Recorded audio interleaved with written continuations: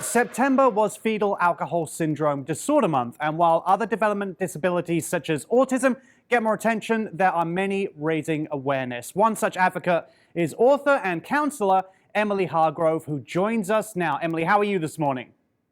I'm doing well. How are you? I'm good, thank you very much. So this is a subject that a lot of people may not know a ton about. So what is Fetal Alcohol Spectrum Disorder?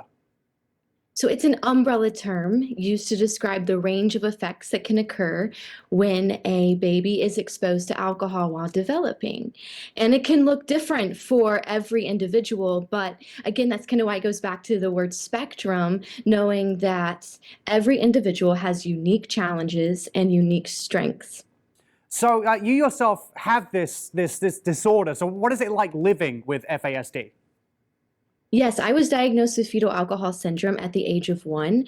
And so for me, it affects all my organ systems. It's not just a brain-based diagnosis that affects children only. It's a lifelong whole body diagnosis. And so for me, even though I'm in my 30s, I still live with the effects from changes to the brain chemistry as well as changes to my body. And so even though, again, it goes back to even though I have challenges that I have to face and I have to maybe even try to advocate for in my everyday life, I also have a unique set of strengths that I also advocate for as well as for the others that are along the spectrum. Right. With that advocacy, obviously, you want to shed light on this and spread awareness as well as supporting others. So I'm guessing that's some of the inspiration behind your children's book, but is there more to your children's book? Why you wanted to write this?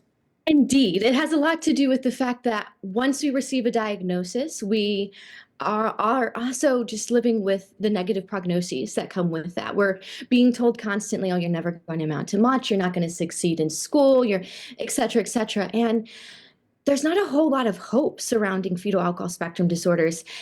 In my community, it's often referred to as the orphan disability because, as you had mentioned, there's a lot of awareness for autism, but there's not a whole lot for fetal alcohol spectrum disorders, even though it's more prevalent than autism, than Down syndrome, than cystic fibrosis, and so many other diagnoses out there.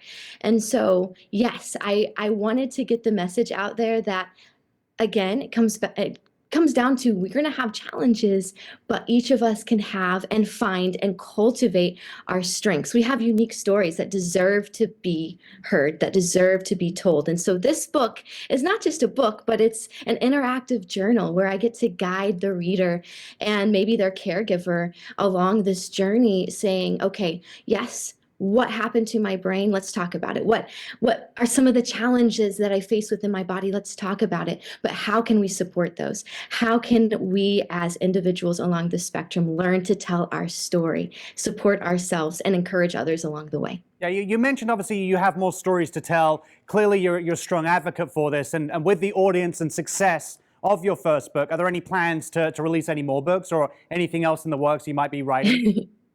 Well, I actually have started writing one that is a little bit more geared towards adults, where I get to tell kind of how my life has taught me lessons that I may not have learned any other way if it weren't for my diagnosis. And so I kind of tell my personal story of adoption, of faith, of resilience, coupled with the lessons that I have learned along the way. And perhaps those lessons might serve as encouragement to others as well. Yeah, if our viewers take anything away from listening to you speak today, what would you hope that they remember?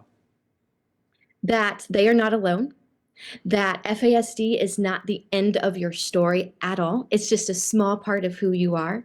And you have the ability to tell your story in such a beautiful and unique way that you can inspire and encourage others along the way. We are not alone. And I see you, I hear you, and I'm hoping that you are able to pick up this interactive journal and perhaps learn how to better tell your story as well, so you too can be an advocate for the millions of others that are living in this country alone with a fetal alcohol spectrum disorder. Well, Emily, it's been fascinating talking with you this morning. Thank you so much for your information.